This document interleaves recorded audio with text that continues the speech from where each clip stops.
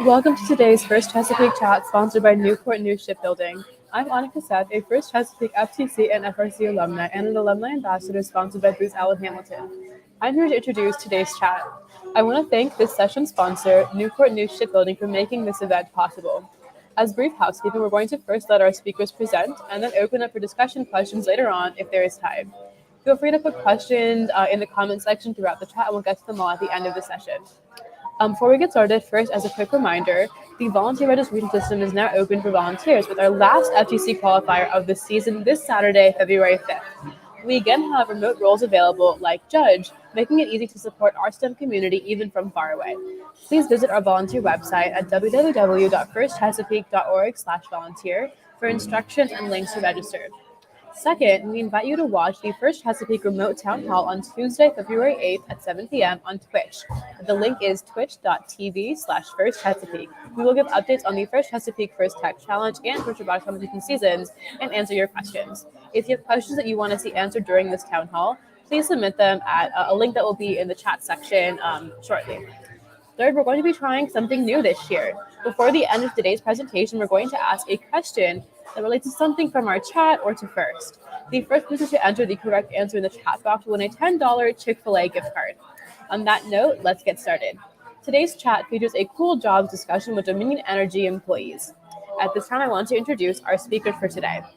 We have Kathy Grady, the manager of the Nuclear Site Services Department at Surrey Nuclear Power Station, and Chauncey Dallas, an electric T&D projects manager in the Rural Broadband Program. We're going to begin with each speaker sharing a little bit about themselves and why they love what they do. We'll start with you, Kathy. All right, thanks a lot, Nathan. I'm Kathy Grady, the Nuclear Site Services Manager at Surrey Power Station. My background is I'm an engineer from Virginia Tech, mechanical engineer. Also have an MBA from William & Mary. I started at Surrey Power Station as an engineer, and I moved into several departments, mostly on the implementing side, maintenance and construction, where I'm at now. Also had a couple of opportunities for some side jobs, such as Six Sigma that we employed here at Dominion, and then a rotation at Institute of Nuclear Power Operations. I was in Atlanta, Georgia. It's a cool organization that makes sure that we have excellent standards all throughout the nuclear industry. So Surrey Power Station is located. I'm going to show my presentation here. Give you an idea of Surrey Power Station. We're located on the bank of the James River, just across from Williamsburg. We've got two Westinghouse pressurized water reactors. They're both about 850 megawatts each. So that includes about 14% of Virginia's electrical needs. So we're a baseload supplier. We do a refueling outage every 18 months to change out about 1/3 of our nuclear fuel. That's typically in the spring and the fall. So as a nuclear site services manager, my team is responsible for a diverse, varied background of services. At the very basics, we provide facilities maintenance for our buildings and our plant and all the other additional structures and general labor support for the station. On the other end, we supply turbine maintenance. So each refueling outage, we take apart our turbine, do the necessary maintenance that's on it. We've got two turbines. They're approximately 550 tons. They're 14-foot long, and they spin at 1,800 RPM. The last stage of our low-pressure turbine is about 17 foot in diameter, with just about a quarter, 25 thousandths of an inch clearance between the structures. At the blade tip itself, if you take a look at the angular velocity, it's approximately 750 miles per hour. So a lot of tight tolerances and have to do great maintenance on those. The majority of the folks in my department, though, and I will apologize, I'm going to go ahead and move over and show you those turbines. The majority of the folks that are in my department provide labor for construction projects for the station. So things that we do may be to replace components. Typically, we upgrade them or use new technology that's existed since our plant started in 1972. We are licensed by the Nuclear Regulatory Commission. That license was initially for 40 years, but we now have recently two 20-year extensions that will make our life for the power plant at this point until 2052 and 2053. So with that, we are implementing numerous projects to ensure our infrastructure is satisfactory for the life of the plant. So what I'm showing now is just an example of a project that we're doing. We call it CFRP, Carbon Fiber Reinforced Polymer. So this shows our intake structure on the bank of the James River. And when we bring in, we've got 8 96-inch diameter lines to bring in our cooling water for the plant. At the top picture is going into our intake canal. It's about 1.5 miles long, and that leads to our plant. So inside the plant, essentially, the diameter of those pipes coming in from the James River, as well as the ones running through our nuclear plant itself, they were originally built with carbon steel to carry our cooling water. Well, carbon steel and the brackish James River create rust and debris, so we'd have to go in and periodically make weld repairs. So the CFRP liner, essentially the top is a before picture and the bottom is an after picture. So it puts in a new liner for the length of that piping that essentially makes that the pipe is no longer needed. It provides its own structure, and it's going to last for the length of the plant life and longer. So that's a major infrastructure improvement that we're making, and it'll reduce our maintenance costs, which is good for our ratepayers as well. The rest of that staff, so we do a lot of work with our 45 Dominion staff that we have, but we also have a supplemental staff.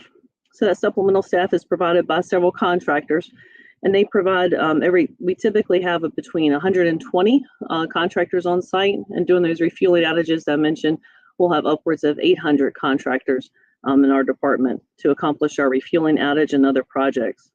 So this is just an example of some of those teams that we've got working. We have iron workers and equipment operators. They're shown in the left-hand pictures. They lift up and move complex or heavy items, often engineered moves that we work with engineering department on. Just to give you an idea, that top left picture is of our reactors, and we're closing up the equipment hatch after a refueling outage. And the bottom left picture is a project where we replaced several heat exchangers, and we were not able to lift directly from above, so we developed and designed our own cart mechanism to put them in place and be able to replace with new heat exchangers that will last the life of the plant. We also have carpenters in our top right picture. They build scaffold and structures. They perform excavations. Like in this picture, they're performing concrete work in the overhead during refueling outages as well.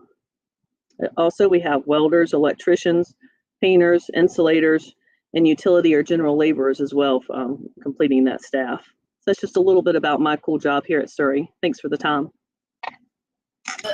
Thank you so much for sharing. We're going to ask Chauncey Dallas to share her work with us next. Sure. Thanks, Anika. And thank you to the entire team for having me. I'm very excited to be here. I'm Chauncey. I'm currently a project manager for Dominion Energy. I spent majority of my career in the power utility industry. I started out working for an engineering firm where I there discovered my love for utility design. I started out drafting utilities for brand new subdivisions, including all the dry utilities, and eventually moved over into the power industry. From there, I went into distribution engineering, and I held a few roles within that group. Majority of the roles I've held there were there in that group. I've been a designer, a supervisor, a training specialist, and I've been fortunate to work on a lot of special projects in the area over the years. I've gained experience in the industry over the last 15 years, just moving and managing my career and taking on different roles that challenged me and helped me to understand who I am and where I want to be. And so I've been able to take everything I've learned from the industry and my leadership experiences and translate into a project manager role. So currently I am a project manager on the rural broadband program here in Virginia. I'm excited. I'm able to, I'm rewarded every day. Previously, I was rewarded by being able to provide the electric service to our customers. Now I'm able to help bring broadband to those unserved communities. Partnered with the internet service providers, Dominion Energy is working to bridge the gap on that access to broadband communication across the service territory. Our goal is to provide important middle mile fiber optic cable needed for internet service providers to extend service into unserved communities. So I have a short video I'd like to show you to provide a little more details about the program. Welcome to the overview of Dominion Energy's Rural Broadband Program. At Dominion Energy, we know that actions speak louder. Across every part of our company, we're transforming the way we do business to build a more sustainable future for Virginia and support the communities we serve. But the harsh reality is many Virginians live without easy access to broadband internet. Dominion Energy can help. We're in a unique position to bridge the broadband gap in rural areas as we move forward with efforts to transform our electric grid and connect renewable energy resources. We know that home internet access is vital for today's society. School coursework, remote education, access to healthcare, telemedicine, job searching, and working from home are just a few activities that are powered by access to broadband internet. Dominion Energy proposes to provide middle-mile fiber optic cable infrastructure to bridge the gap to rural locations. Local internet service providers will connect customers interested in broadband internet by building the last-mile infrastructure to serve these customers. Our partnerships are making it easier for local internet service providers to reach rural communities unserved by broadband. While Dominion Energy has the ability to install fiber optic cable to better serve our electric utility customers, we need to form additional partnerships with property owners to be able to use our infrastructure to help serve those without sufficient access to broadband internet. If a supplemental communication agreement is necessary for your property, a Dominion Energy representative will contact you. Dominion Energy has partnered with All Points Broadband and is planning to build over 200 miles of middle-mile fiber optic cable in the Northern Neck.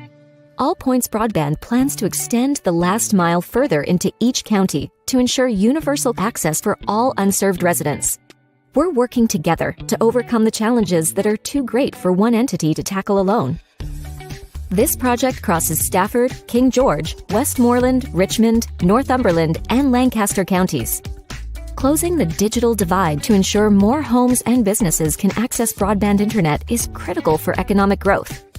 It's about social equity and public safety. This is why King George, Westmoreland, Richmond, and Northumberland counties have endorsed the Northern Neck project.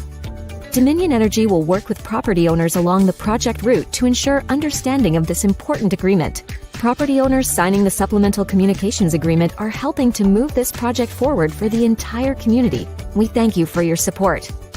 Looking forward, Dominion Energy is actively working to create additional partnerships with internet service providers to reach localities without access to broadband internet within our electric service territory. Thank you for taking the time to learn about this important project. To learn more about this initiative and how it affects your area, please visit our website at dominionenergy.com/rural broadband.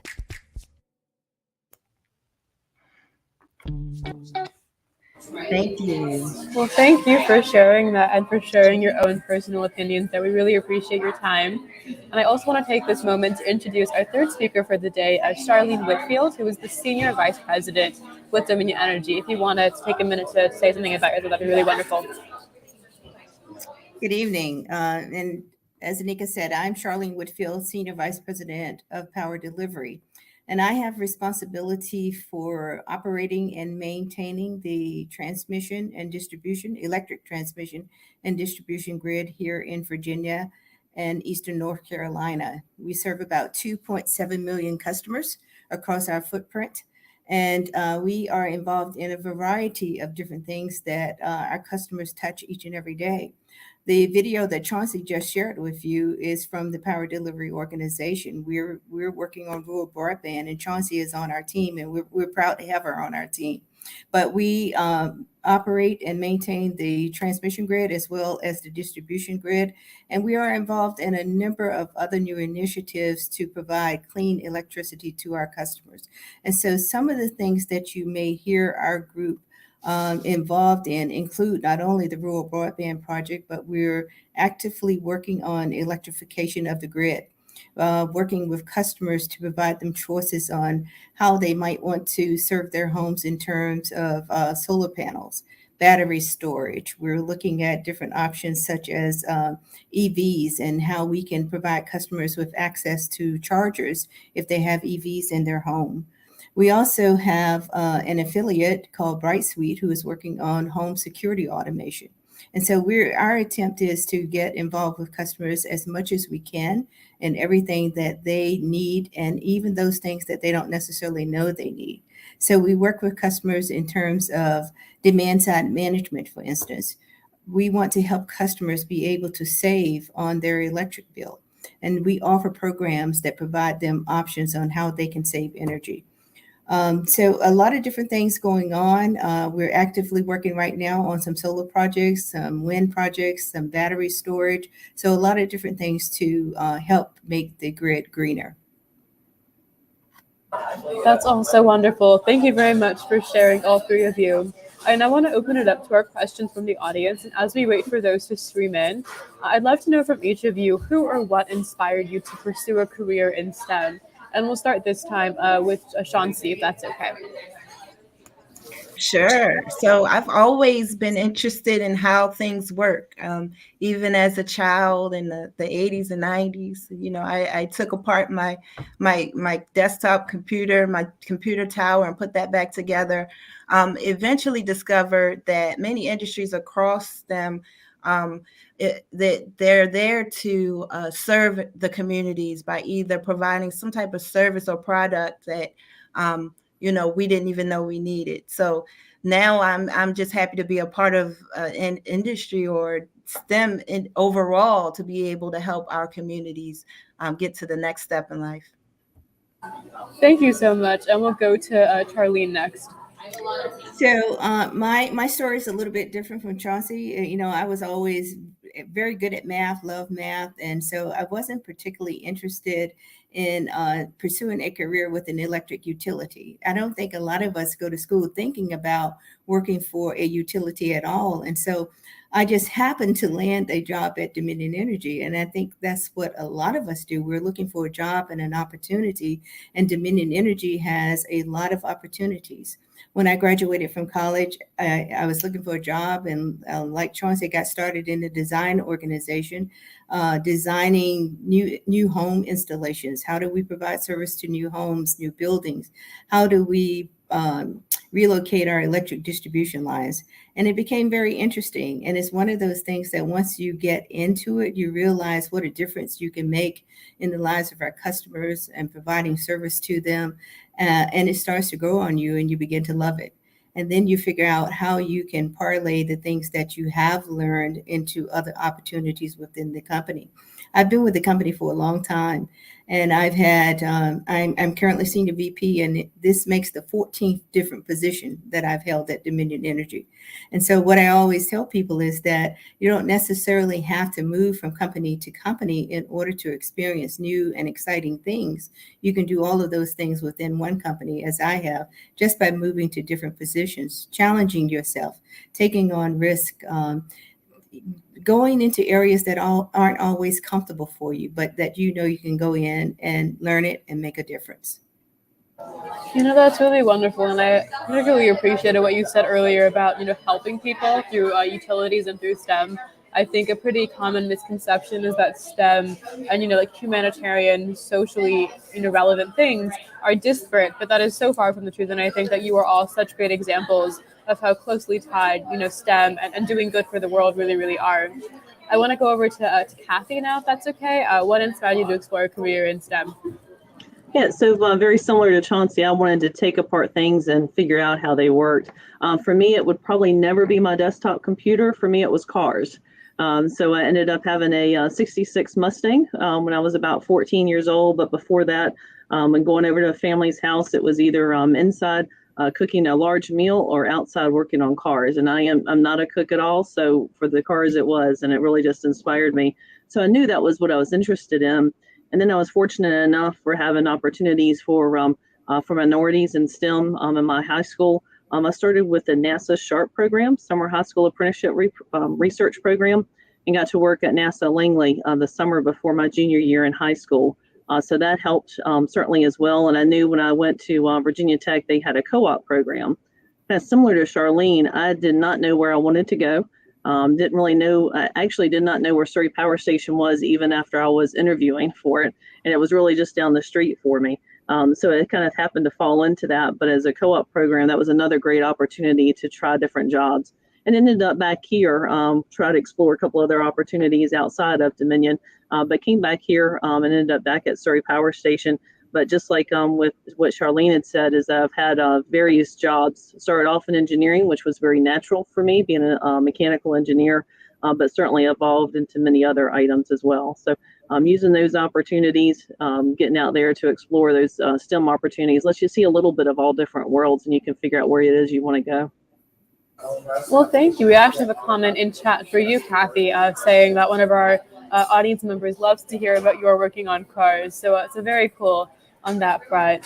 Kind of in the same vein here, I'd also love to know more about what advice you'd want to give to your younger self about entering a career, in STEM, in the workforce, in a corporation, really any advice that you want to give to the younger version of you. And we can start this time with Kathy, if that's okay. Sure thing. I think for this one, that while I enjoyed taking things apart and getting into to fun things, it's really getting into the nuts and bolts of every bit of the technology.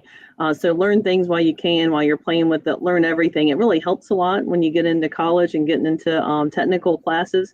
I see that I have two daughters, so I try to see how they ended up gathering things, and they're picking up on things so much faster than I did. So there's such an opportunity there to ask questions and just understand everything at a young age, and then use every resource that you can. So those programs that I got to do in high school, there are probably plenty of other ones that I could have jumped in and joined in on.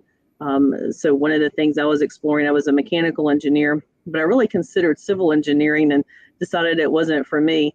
But now that's really what I'm doing more than anything else. I'm in the civil field. So all those things as opportunities when you're younger can shape you when you get older as well in your career. That's great. And I think it's also important, you might have an idea what your career will look like when you're 18 or 19 years old. But, like you were saying, you can go from Mech E to civil engineering in the snap of your fingers. And I think it's really hard to anticipate where life is going to take you. And I think that's really good advice about having an open mind to trying new things. We'll go next to you, Charlie, with the same question. What advice would you give to your younger self? I think it's very similar to what Kathy said. Don't be afraid to try new things. I think, when we're young and we're graduating from college, we have this idea that we want to do one thing, and then we start doing that one thing and we realize perhaps it wasn't everything we thought it was going to be. And so you have to be open-minded and willing to try different things.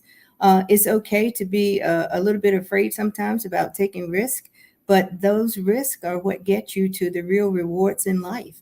If you're really willing to take on those risks and those challenges to do different things, I think the opportunities are endless. We just have to be very open-minded and not stuck on one path. There are multiple paths to get you where you want to get. And if I could tell my younger self, that is, be prepared for the unexpected. Be prepared to take those challenges and those risks to get what you want in life. I love that. Thank you so much. And we'll go finally to Chauncey. Yeah, I'm on the same page as everyone here. I mean, I would tell my younger self, explore, explore, explore. Whether it's the school events or going around to these large companies that have so many opportunities that you really don't know about until you go and investigate it. I would tell myself to be forgiving, take those risks, and try everything that I want to try, because at the end of the day, you never know where your combined skills will take you. There's so many just STEM jobs that have these unique skill sets, but they're kind of a combination of a couple of things that you may have experienced. And so I would just tell myself to just keep on striving and doing what you love and what you like. And at the end of the day, it'll all work out. That's also really great and very inspiring. Thank you so much for sharing that. We are approaching the half-hour mark, so I want to be very respectful of everyone's time, and we're going to move on to our memory test of the evening. If you in the audience know the answer to this question, please put it into the chat box, and the first correct answer will receive a $10 Chick-fil-A gift card. So our question for today is, which of today's presenters works at a nuclear power plant? While we wait for your answers, please watch this short video from Dominion Energy.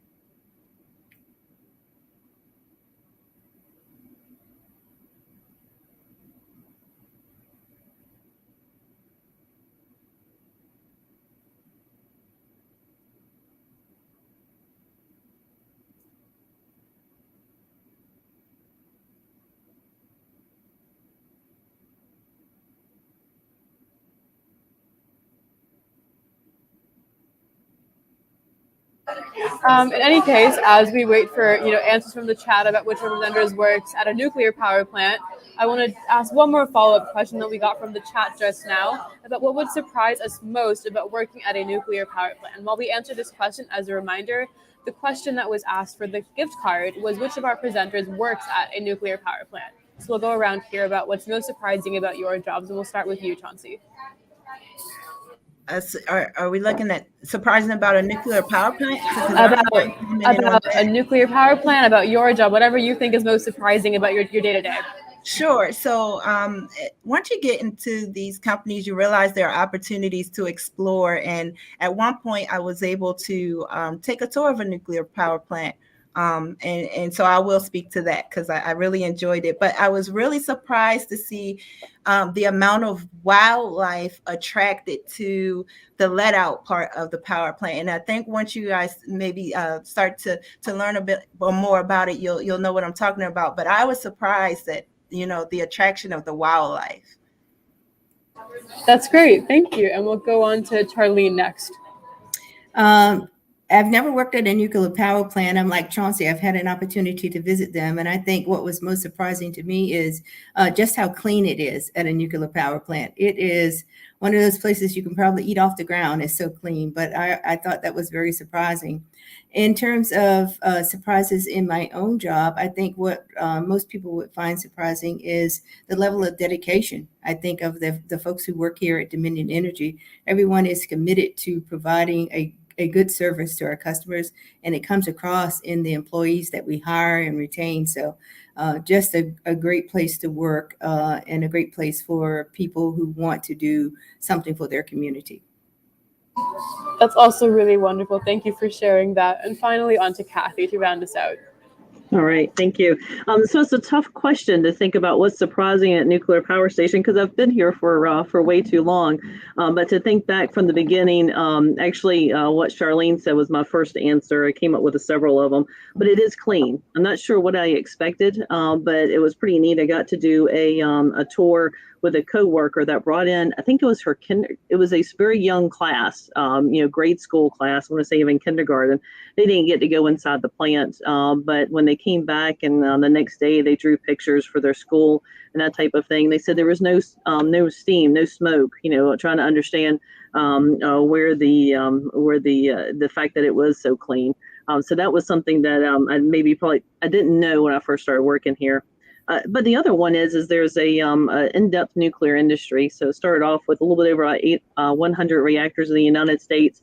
And one thing that we learned through industry events is that we always share industry events. So whatever problem that you've got, you can reach out, and it's not impacted by competition whatsoever, but it's totally open communication. And not only are we expected to, but we're required to share any type of challenges we may have. If you have a problem with a pump or a valve, you submit it through the nuclear industry. So then that way you can go in there and look and see what maybe a solution is at another location. Because it's all about, there's a camaraderie there, and that we're here to protect and serve the public. And so that way we always share our lessons learned across the station. A couple of neat things is that people always ask me about their power and electricity and the power lines, what these other ladies do. And I have to tell you, I have no idea. So I've learned a little bit about electrical engineering, but that's not my area. We're here, it's all mechanical processes, and certainly we have lots of electrical folks as well. But it's all about making steam and making the turbine turn, and the cool way that we provide heat to do so, which is with fission products. So those are some of the neat things that surprised me when I first started working here. Well, thank you all three of you for sharing that. And we actually do have a winner in our chat box here with the answer. Our correct answer for which presenter works at a nuclear power plant is Kathy. And our winner is user Tony and Monkey. So get a message from First Chesapeake so we can get your gift card in the mail to you as soon as possible. On that note, I want to thank today's speakers, Charlene Whitfield, Kathy Grady, and Chauncey Dallas for being with us today. And I also want to thank Dominion Energy, sponsor of the First Chesapeake Reaching for the Stars Women in STEM Scholarship, as well as the title sponsor of the 2022 First Chesapeake Greater Richmond events. Stay tuned for the next chat, what to expect, packing and preparing for your event, starting in just a few minutes. We also want to again thank our First Chesapeake chat sponsor, Newport News Shipbuilding, for the generous support of this program and of our 2022 First Chesapeake District Championship. Please enjoy these videos about both Dominion Energy and Newport News Shipbuilding. Bye, everyone. Thank you.